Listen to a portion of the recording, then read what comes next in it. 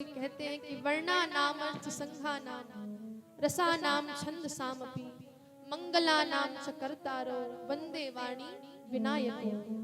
सबसे पहले किसकी वंदना करी? वंदे वाणी विनायको। तो वाणी की जो अधिष्ठात्री देवी है साक्षात माँ सरस्वती, उनको सबसे पहले प्रणाम किया, क्योंकि हम जो भी बोलते हैं जो भी लिखते हैं वो सब माँ सरस्वती की ही देन है। माँ सरस्वती की ही जो कृपा होती है तब हमारी वाणी से शब्द निकलते हैं, तब हमारी लेखनी से हम कुछ लिख पाते हैं। तो सबसे पहले वाणी अर्थात माँ सरस्वती को प्रणाम किया। फिर उसके बाद विनायको। विनायक कौन है? गणेश जी। उनका एक नाम क्या है? विघ्नहर्ता। विघ्नहर्ता अर्थात जो विघ्नों को हर लेते हैं वो हमारे गणेश जी महाराज। तो तुलसीदास जी ने इसीलिए गणेश जी की वंदना करी कि आप आओ, क्योंकि देखो जब भी हम कोई अच्छा काम करने लगते हैं तो जो बुरे लोग होते हैं पहले अपनी दृष्टि लगा देते हैं। होता है कि नहीं ऐसा? हम कोई भी अच्छे काम करने जा रहे हैं, कोई भी अच्छा काम करे तो ये जो बुरे लोग हैं अपनी कैंची पहले चलाने आ जाते हैं। आज के समाज में भी ऐसा होता है। उस समय तो बाबा तुलसीदास जी के समय उन्होंने लिखा था, तो आज भी ऐसा ही होता है। इसीलिए गोस्वामी जी ने सबसे पहले गणेश जी से वंदना करी कि महाराज मैं राम कथा लिखने तो जा रहा हूँ, और ये राक्षस जो हैं, जो बुरे लोग हैं, आकर के मेरी कई लेखनी को तोड़ ना दे, मेरी लेखनी को रोक ना दे। इसलिए हे विघ्नहर्ता आइए और मेरी रक्षा करिए। और हम भी यही प्रार्थना श्री गणेश जी महाराज से करें कि हम भी राम कथा 7 दिनों तक सुनेंगे तो किसी भी प्रकार का जो विघ्न है वो ना पड़े और हम राम कथा को सुन ना पाए। इसलिए हम गणेश जी से वंदना करते हैं।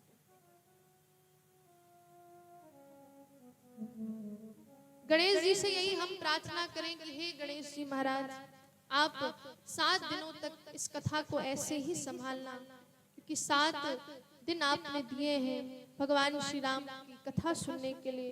तो हम गणेश जी महाराज से यही देखिए प्रार्थना करते हैं। तो बोलिए गणेश जी महाराज की जय हो। तो आइए सबसे जो प्रथम पूज्य है गणेश जी महाराज को हम याद करते हुए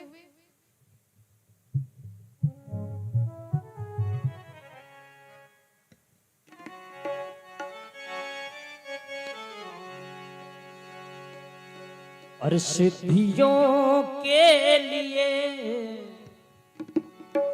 सिद्धियों के लिए श्री गजानंद की साधना कर रहे हैं हम, वंदना कर रहे हैं ओ वंदना कर रहे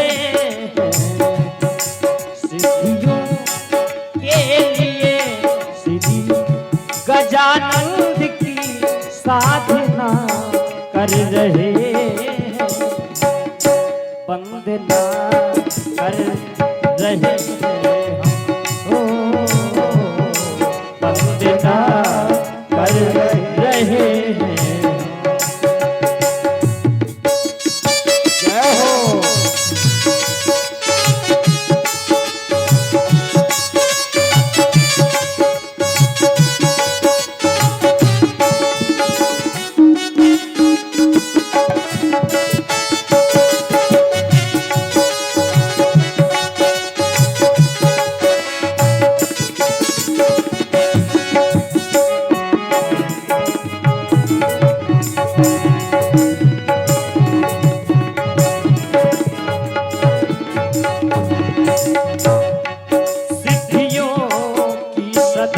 हो ज्ञान का दान दे, सिद्धियों की सदन हो ज्ञान का दान दे, फिर न भूले कभी ऐसा वरदान दे।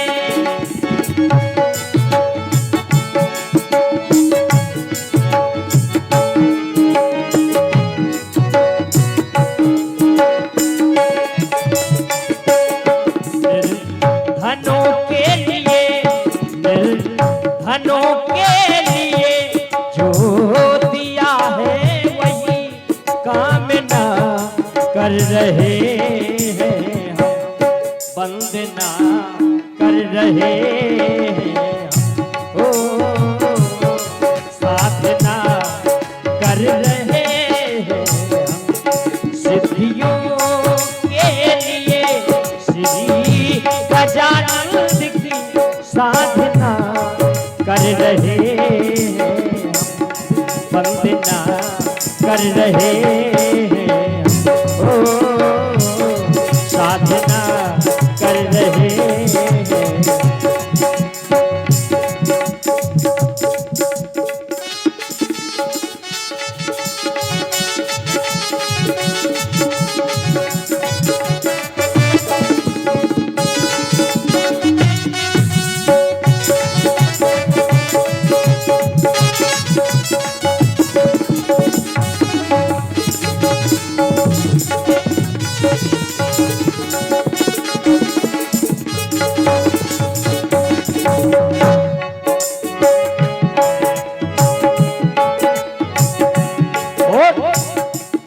धूप तुम पे चढ़े हो चल करे आरती, पहले पूजा तेरी हम करे भारती। धूप तुम पे चढ़े हो चल करे आरती, पहले पूजा तेरी हम करे भारती। दीन जन के लिए, दीन जन के लिए जो दिया है वही भावना कर रहे हैं हम, वंदना कर रहे हैं, ओ साधना कर रहे हैं। सिद्धियों के लिए, सिद्धियों के लिए श्री गजानन की साधना कर रहे हैं हम, वंदना कर रहे हैं हम, ओ साधना कर रहे हैं हम, ओ वंदना कर रहे हैं हम, ओ वंदना कर रहे हैं हम, वंदना कर रहे हैं हम, वंदना कर रहे हैं।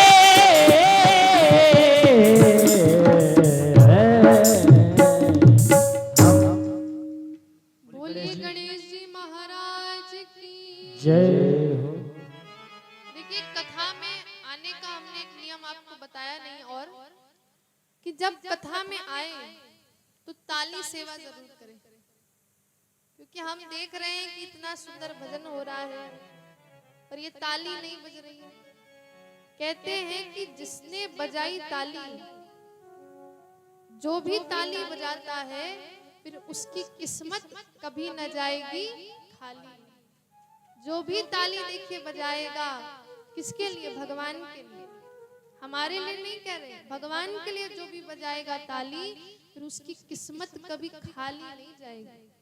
इसलिए जब भी भैया भजन हो, हमारी जितनी मैया बैठी भैया बैठे, जब भी भजन हो तो ताली सेवा जरूर करें, क्योंकि कहते हैं कि जब हम ताली बजाते हैं, जब हम ये ताली बजाते हैं तो क्या होता है कि जब भी हम ताली बजाएंगे तो सबसे पहला जो उसका साइंटिफिक रीजन है वो है कि जब हम ताली बजाते हैं तो जो हमारे हाथ के जो एक्यूप्रेशर है, बाबा रामदेव क्या बताते हैं? एक्यूप्रेशर दबाओ और जो आपके रोग हैं समाप्त हो जाएंगे। तो ये राम कथा में तो आने से ऐसे ही समाप्त हो जाएंगे, जितनी ताली बजाओगे उतने एक्यूप्रेशर दबेंगे आप। तो ये तो हो गया साइंटिफिक रीजन। और दूसरा जो आध्यात्मिक कारण है कि जब हम ताली बजाते हैं तो कहते हैं राम कथा सुंदर कर ताली, संशय विहग उड़ावनहारी। जब राम कथा हम सुनते हैं, राम कथा रूपी ताली बजाते हैं, तो जो संशय रूपी जो पक्षी हैं वो अपने आप ही भाग जाते हैं। एक बार सभी प्रेम से कहेंगे जय सिया राम। जय सिया राम। तो अब हम कथा की ओर पुनः चलते हैं कि सबसे पहले हमारे गोस्वामी जी ने वर्णा नाम संघा नाम से प्रथम श्लोक से वाणी और विनायक की वंदना करी। और देखिए, ध्यान दीजिएगा, बहुत गहरी बात, हम आपको ज्ञान की बात बता रहे हैं। अब ये ज्ञान की बात है तो बड़े ध्यान से सुनिएगा। अगर आपने राम कथा या रामचरितमानस पूरी अगर पढ़ी हो, पूरी रामचरितमानस का अध्ययन किया हो, तो आपने ये पाया होगा कि राम कथा का जो पहला अक्षर है वो क्या है? वा। वर्णा नाम क्या है? वा अक्षर सबसे पहले। और जो सबसे अंतिम अक्षर है दुह्यंती यो मानवः, अंतिम अक्षर भी क्या है? वा है। तो गोस्वामी जी ये हमको बताना चाहते हैं, वा अक्षर से प्रारंभ किया और वा अक्षर से ही कथा का विश्राम किया। तो इसका ये तात्पर्य हमारे संत कहते हैं कि तुलसीदास जी साक्षात वाल्मीकि जी के ही अवतार हैं। भक्तमाल में श्री नाभा गोस्वामी जी लिखते हैं कि इस कलयुग में कुटिल जीवों के निस्तार हित कि जो तुलसीदास जी हैं वो वाल्मीकि जी ही। तुलसीदास वाल्मीकि भयो, ये भक्तमाल में नाभादास जी कहते हैं कि वाल्मीकि जी ही तुलसीदास जी बनकर अवतार लेते हैं। इसीलिए उन्होंने वा अक्षर से प्रारंभ किया और वा अक्षर से ही अंत किया। और अगर हम इसमें और गहरा जाएं, ये बहुत ज्ञान की बात है, ध्यान से सुनिए। अगर हम इसमें और गहरा जाते हैं तो इसी श्लोक में, ये जो पहला श्लोक है, वर्णा नाम अर्थ संज्ञा नाम रसा नाम छंद सामपि, इस प्रथम ही श्लोक में हमारे गोस्वामी जी ने जो 7 कांड है रामचरितमानस के, उन 7 कांडों का वर्णन एक ही श्लोक में कर दिया है। ये जो प्रथम श्लोक है, उस प्रथम श्लोक में ही 7 जो सोपान है, बालकांड, अयोध्या कांड, किष्किंधा कांड, इनका वर्णन इस प्रथम श्लोक में ही कर दिया है। अब आप देखिएगा कैसे किया है। तो प्रारंभ किससे किया है? वर्णा नाम। तो कहते हैं कि जो वर्णा नाम है, इससे गोस्वामी जी का तात्पर्य है बालकांड। कैसे हुआ कि देखिए, जो हमारे भगवान श्री राम है, प्रभु श्री राम है, वो साक्षात परब्रह्म परमेश्वर है। उनकी कोई जाति नहीं है, परंतु हम सबके लिए, हम सबके कल्याण के लिए वो एक वर्ण में आते हैं, क्षत्रिय वर्ण में अवतार लेते हैं। इसलिए वर्णा नाम से क्या बता दिया? बालकांड का वर्णन कर दिया। बालकांड की पूरी कथा एक ही वर्णा नाम से बता दिया। फिर कहते हैं अगला जो कांड है अयोध्या कांड, उसके विषय में कब बताया? तो कहा वर्णा नाम अर्थ संघान। अर्थ का मतलब क्या होता है? धन संपत्ति। और अयोध्या कांड इस अर्थ संघा नाम से बता दिया कि अयोध्या में अर्थ का, धन संपत्ति का काम होता है। किसी भी राज्य में धन का काम होता है, इसलिए बता दिया अर्थ संघा नाम से अयोध्या कांड। तीसरा कांड कौन सा होता है? कौन सा कांड है तीसरा? अरे बताइए आप लोग। अरण्य कांड है। तीसरा कांड जो अरण्य कांड है, उसमें बताया रसा नाम। अब कहते हैं कि जो रस होते हैं, रस क्या होते हैं? श्रृंगार रस होता है, वीर रस होता है, ये सब रस होते हैं। तो कहा कि रसा नाम से अरण्य कांड का वर्णन किया, क्योंकि अरण्य कांड में जितने रस हैं, चाहे वीर रस हो, क्योंकि हमारे राम जी ने खरदूषण को मार दिया था, वीर रस हो, सीता मैया को ढूंढने लगे थे तो वियोग श्रृंगार आ गया था। तो रसा नाम से बता दिया, ये अरण्य कांड की कथा सुना दी, क्योंकि रस जो है इस अरण्य कांड में अधिकता से पाए गए। उसके बाद आता है छंद साम। वर्णा नाम अर्थ संघा नाम रसा नाम छंद साम। इससे बता दिया किष्किंधा कांड, क्योंकि किष्किंधा कांड में क्या हुआ था? सारे करोड़ों वानरों की टोली आ गई थी और हमारे संस्कृत साहित्य में जो छंद होते हैं वो करोड़ हैं, एक दो नहीं है, करोड़ों हैं। अनुष्टुप छंद है, मंदाक्रांता है, शिखरणी है, बहुत छंद है। तो कहते हैं कि छंद साम से ये बता दिया, किष्किंधा कांड की जो कथा है वो छंद साम शब्द से हमारे गोस्वामी जी ने बता दिया। उसके बाद आता है मंगला नाम। मंगला नाम से पहले आता है अपी। अपी में क्या बताया कि देखिए संस्कृत में अपी का मतलब जो होता है निश्चयात्मक, कि निश्चय हो गया है। अपी का मतलब निश्चय। और इस अपी शब्द से किसकी कथा सुना दी? सुंदर कांड की कथा सुना दी। क्योंकि सुंदर कांड की जो सुंदर कथा है, इसमें हमारे हनुमंत लाल जी महाराज को सीता मैया मिल गई थी, निश्चय हो गया था। इसीलिए इस अपी शब्द से सुंदर कांड की कथा को समझा दिया। फिर अगला शब्द आता है मंगला नाम। मंगला नाम से लंका कांड की कथा सुना दी। क्योंकि जब हमारे राम जी सरकार ने, राघवेंद्र सरकार ने रावण का वध कर दिया, सारे निशाचरों का, राक्षसों का वध कर दिया, तो इस जगत का मंगल हो गया। इसलिए मंगला नाम से लंका कांड बता दिया। और करतारव जो अंतिम शब्द है उससे क्या बताया? उत्तर कांड। अब करतारों से उत्तर कांड इसलिए हो गया क्योंकि राम जी ने जब लंका में रावण का वध कर दिया, उसके बाद जब अपने अयोध्यापुरी में आए तो अपने कर्तव्य को निभाया, राजा पद को निभाया। इसलिए करतारों से लंका कांड की कथा सुना। तो एक ही देखिए तुलसीदास जी ने एक ही श्लोक में सारी राम कथा, सातों कांडों की कथा सुना दी। ऐसे हमारे अद्भुत तुलसीदास जी महाराज। तो सबसे प्रथम श्लोक में गोस्वामी जी ने वर्णा नाम से वाणी और विनायक की वंदना करी।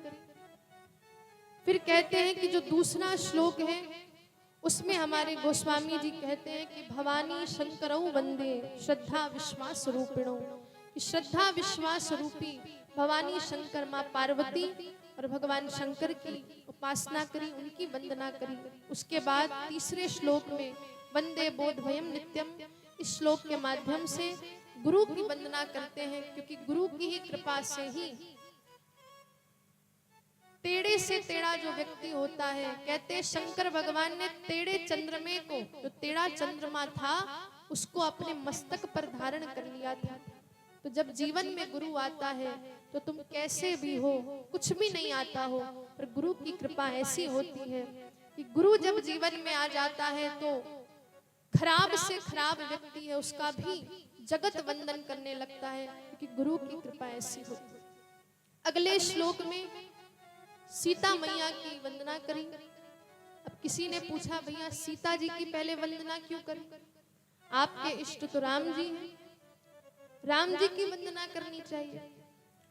तो कहते हैं कि सबसे पहले सीता मैया किशोरी जी की वंदना इसलिए करी क्योंकि बिना किशोरी जी के हमारे राम जी कृपा नहीं करते हैं। हमारे राम जी भी तब कृपा करेंगे जब आप किशोरी जी के चरणों में जाओगे। बिना किशोरी जी की कृपा से राम जी नहीं मिलने वाले हैं। और हमारे सनातन धर्म में तो यही परंपरा है कि पहले नारी की वंदना होती है, तभी हम क्या कहते हैं? सीता राम। कोई राम सीता कहता है? नहीं कहता है। कहते हैं सब राधे श्याम। कोई श्याम राधे नहीं कहता है, राधे कृष्ण कहते हैं। क्योंकि हमारे सनातन धर्म में नारी की पहले पूजा की जाती है, इसलिए सबसे पहले सीता मैया की वंदना करी। उसके बाद अपने इष्ट प्रभु श्री राम की वंदना करते हैं। और उसके बाद सबसे अंतिम में श्री गोस्वामी तुलसीदास जी यही कहते हैं कि मैंने सभी जितने भी पुराण हैं, रामायण है, उन्हीं सुंदर ग्रंथों से इस राम कथा की रचना करी है। मैंने इधर उधर से इस राम कथा को नहीं लिखा है। ये जो राम कथा है मैंने वेद पुराणों से लिया है। इन कथाओं को मैंने वेदों से पढ़ा है, रामायण से पढ़ा है और आपके सामने प्रस्तुत करा है। और उसके बाद 5 सोरठे लिखते हैं।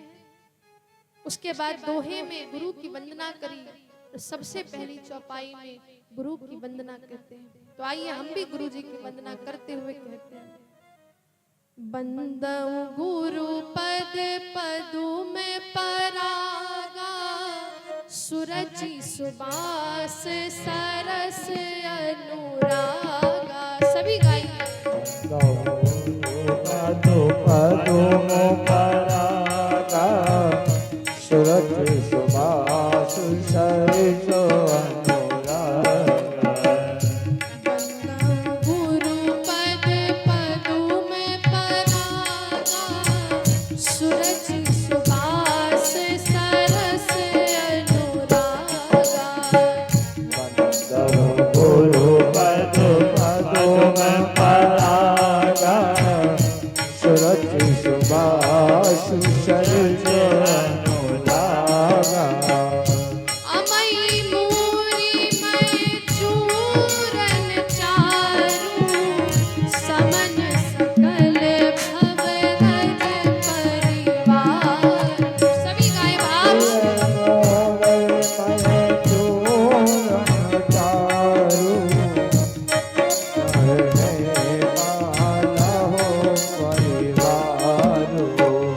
सुकृति संभूतन विमल विभूति, मंजुल मंगल मोद प्रसूति।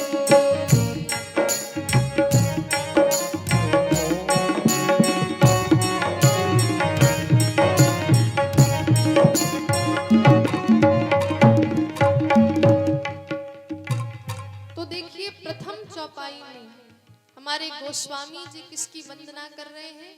बंदऊ गुरु पद पदुम परागा, सूरज सुबास सरस अनुरागा। कहते हैं कि मैं सबसे पहले वंदना करता हूं किसकी? अपने गुरुदेव भगवान की।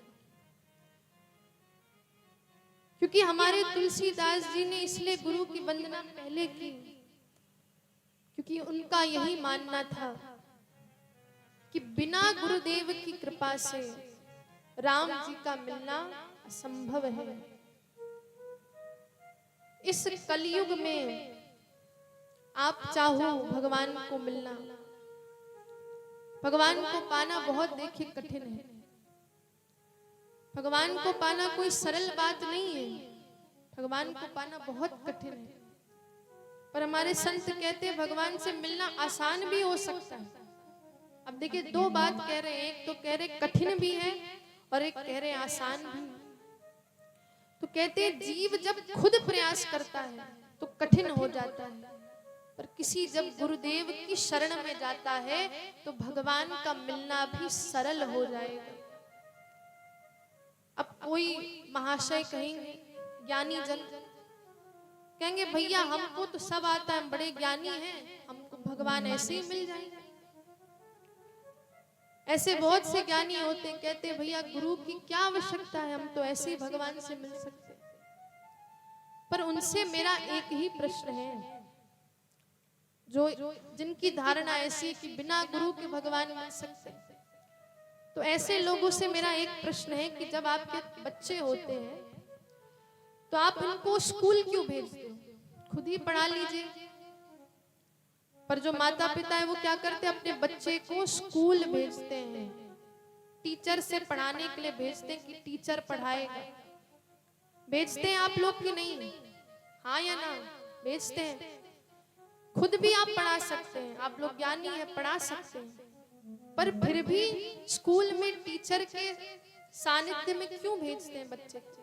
क्योंकि जो टीचर होता है उसको अनुभव होता है, जो गुरु होता है उसको अनुभव होता है, उसको पता है भैया एग्जाम में क्या आने वाला है, क्या आएगा, क्योंकि वो इतने सालों से पढ़ाता है, उसको सब मालूम है कि एग्जाम में क्या आएगा, बच्चा क्या पढ़े। अब देखिए किताबें तो बहुत सारी हैं। अब अगर हम एक साइंस की किताब देख लें तो उसमें कितनी सारी किताबें, एक बायोलॉजी की अलग है, फिजिक्स की अलग है, केमिस्ट्री की अलग है। अब उसमें भी केमिस्ट्री में भी अलग केमिस्ट्री के भी 2 भाग हो जाएंगे, इतनी किताबें हैं। अब हम क्या पढ़ें? किस पब्लिकेशन की बुक पढ़ें, क्या ना पढ़ें, तो ये बताने वाला कौन है? कि गुरु आपको बताएगा, वो मार्ग देगा, वो डायरेक्शन आपको वही देगा कि भैया ये पढ़ोगे एग्जाम में आएगा, पास हो जाओगे। और अगर खुद प्रयास करोगे, असंख्यों किताब है, पढ़ते रहो, कुछ नहीं आएगा। तो इसीलिए हमको भी इस भव सागर से पार होना है, हमको भी पास होना है।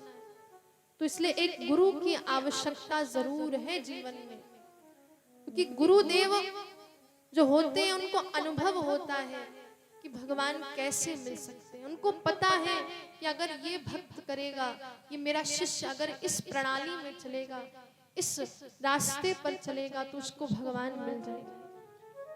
गुरु अनुभवी होता है, उसको मालूम है कि किस रास्ते पर मेरा शिष्य चलेगा, उसको भगवान मिल जाएगा। इसीलिए यदि भगवान को आसानी से पाना है तो गुरु की शरण में जाना ही पड़ेगा। बिना गुरु के अगर आप चाहो भगवान मिल जाए, तो ये आज तक तो मैंने नहीं पढ़ा पुराणों में कि बिना गुरु के भगवान मिल जाते हैं। अब आपने मीराबाई जी का नाम सुना हो। जो मीराबाई हैं उनको भी कृष्ण कब मिले? जब उनके गुरु की कृपा हुई। मीराबाई के गुरु कौन है? किसी को मालूम है यहाँ पर? कौन जी? रविदास या रैदास। बिना गुरु के मीराबाई को भी कृष्ण नहीं मिले। मीराबाई जो पूर्व जन्म में गोपी थी, जब हमारे ठाकुर जी ने जब अवतार लिया था तो मीराबाई एक गोपी थी, पर उस समय उनको कृष्ण नहीं मिल पाए। उस गिरधर की छवि को लेकर हमारी जो मीराबाई है शरीर को छोड़ देती है, और उन्होंने भगवान कृष्ण से यही वरदान मांगा था कि अगला जब जन्म मेरा हो, जब मैं अगला जन्म लूं, तब मैं आपको पाना चाहती हूँ। तो कहते हैं मीराबाई के जीवन में फिर गुरु आए, रैदास आए, और उनकी ही कृपा से जो उनके पास सुंदर सा वीणा है वो उनके गुरु रैदास ने ही उनको दिया था। तो गुरु की कृपा ऐसी होती है कि मीराबाई को कृष्ण मिल गए। तुलसीदास जी कहते हैं कि मुझे ये राम कथा मेरे गुरु से ही प्राप्त हुई है। तुलसीदास जी कहते हैं बचपन में मेरे जो गुरुदेव हैं, तुलसीदास जी के गुरु कौन है? बताइए आप लोग, कौन है गुरु? नरहरिदास। तुलसीदास जी के जो गुरु हैं उनका नाम है नरहरिदास। तो कहते हैं तुलसीदास जी ने अपने गुरु के सानिध्य में सुंदर राम कथा को सुना, और इस राम कथा को जब उन्होंने सुना बचपन में, तो गोस्वामी जी कहते हैं तब तो मुझे कुछ समझ में नहीं आया, क्योंकि मैं बालक था। बालक होने के कारण मेरी बुद्धि में कुछ नहीं चढ़ा, पर मेरे गुरुदेव भी इतने परम कृपालु हैं कि उन्होंने मुझे खूब इस कथा को सुनाया, इतना सुनाया कि आज भाषाबद्ध कीन में जाई। इस रामचरितमानस को मैंने भाषाबद्ध किया है, जो मेरे शिव शंकर भोलेनाथ ने लिखी। तो गुरु की कृपा जब होती है तब हमें भगवान मिल पाते हैं। तो इसलिए जीवन में गुरु की बहुत आवश्यकता है। बिना गुरु के इस जीवन में कुछ भी संभव नहीं है। इसके बाद गुरु की वंदना करने के पश्चात कहते हैं साधु संतों की वंदना करी, और गोस्वामी जी चौपाइयों में कहते हैं आइए दर्शन करते हैं। साधु चरित शुभ चरित कपासु, निरज बिसद गुणमय फल जासु।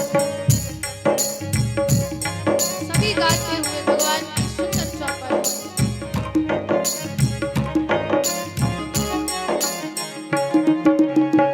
साधु चरित शुभ चरित कपासु, निरस बिसद गुणमय फल जासु।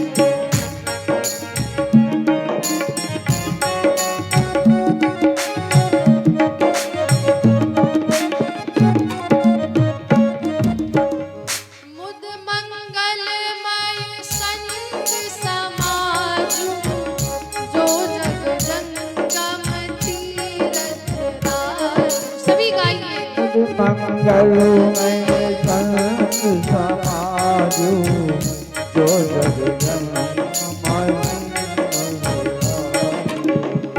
राम भगति जहाँ सुर सरि धारा सरसई ब्रह्म विचार प्रचारा भगति जहाँ सुर सरि धारा सरसई ब्रह्म विचार प्रचारा श्री राम जय राम